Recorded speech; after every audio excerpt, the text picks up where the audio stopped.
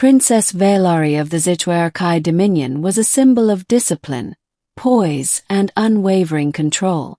As the heir to one of the most powerful empires in the galaxy, she had been trained from birth to suppress emotion, to rule with logic, and to never ever show weakness. That composure was now being tested. Across the negotiation chamber stood Commander Ethan Cole, a human soldier representing the Terran Confederation.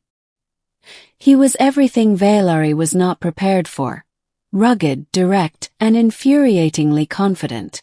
The Dominion had always viewed humans as undisciplined and reckless, yet somehow they had survived against galactic odds, proving time and again that they were far more formidable than anyone expected.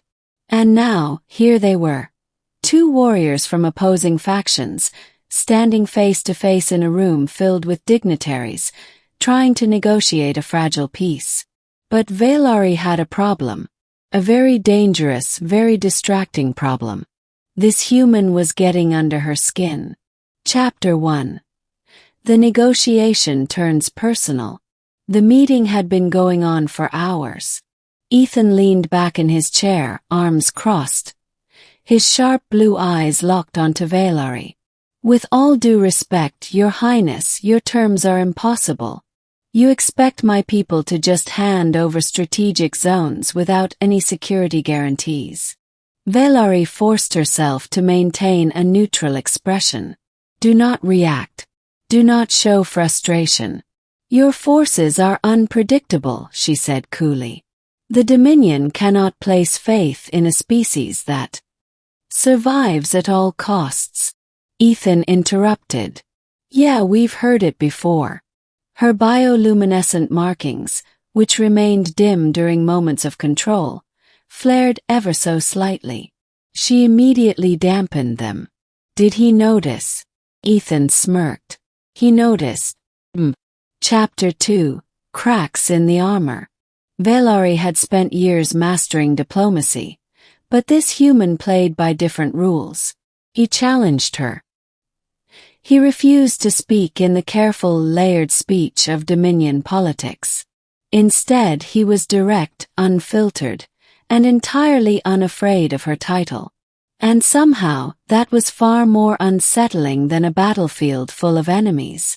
"All right, let's get real here," Ethan said, leaning forward. "This whole cold and distant act. You're trying really hard not to react to me. Why is that?" Vael'ari's markings flickered again. Slightly. Too slightly. But it was enough. Ethan's smirk grew. "Gotcha." A spike of irritation. "Not visible, not visible, control yourself." "I do not know what you mean," she said icily. Ethan chuckled. "You do. And it's driving you crazy." She inhaled deeply. Composure. Control. Power. Chapter 3. The Tipping Point. The negotiations continued, but Vael'ari felt herself unraveling in small, imperceptible ways. Every time Ethan challenged her, joked with her, or called her bluff, she felt something foreign creeping in, an unwilling admiration. She told herself it was annoyance. It was not. When a break was called, Vael'ari stepped onto one of the ship's observation decks to regain control of her emotions. She stared out at the void, breathing deeply, letting the darkness calm her. "You know," Ethan's voice came from behind her, "for someone trained in emotional control, you sure seem a little off balance." Vael'ari turned slowly. He was standing a few feet away, arms crossed, expression thoughtful. "This is dangerous." She tilted her chin up. "You misread the situation, Commander." Ethan took a step closer. "Do I?" Another flicker of bioluminescence. "Damn it." Ethan watched her carefully. "You're not used to being challenged like this, are you?" Her voice remained steady. "You assume much." He smirked. "Yeah, well, it's kinda my thing." She should have ended the conversation there. She should have walked away. But she didn't. Chapter 4. Crossing the line. Tension crackled between them like static electricity. You act as though you are not concerned with diplomacy, she observed. Ethan leaned against the railing beside her. I'm here for peace. But I don't believe in the whole pretend we're not people thing. You're struggling to pretend. Her markings betrayed her again. A shimmer of deep violet. Ethan caught it. She exhaled sharply. Control. Ethan smiled. See? That right there. That's you actually reacting instead of hiding behind your fancy words. This is inappropriate, she murmured, but she didn't move. Ethan's voice dropped lower. Maybe. But if you're this good at controlling yourself, tell me why you haven't walked away yet. Her heart pounded. She had faced down warriors, commanded fleets, led armies, but never had someone gotten under her defenses like this. I should, she admitted. Ethan studied her. But you won't. She hated that he was right. Chapter 5. The moment of truth.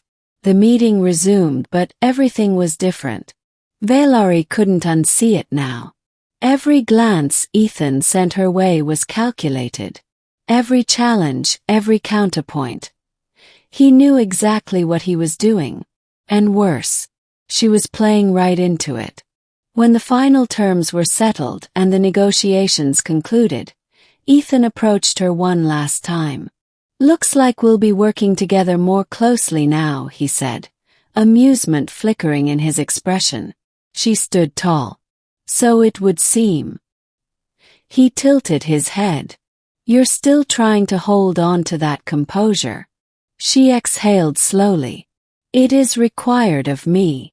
Ethan's expression softened. But it's not all of you. Vael'ari hesitated just for a moment. And then, for the first time in her life, she let the smallest smile slip through. Ethan grinned. I knew it, he said, and walked away. Epilogue. A dangerous game. As Vael'ari stood watching Ethan disappear down the corridor, she realized something very troubling. The human had done something no one else ever had. He had cracked her armor. And the worst part, she wasn't entirely sure she wanted to put it back on.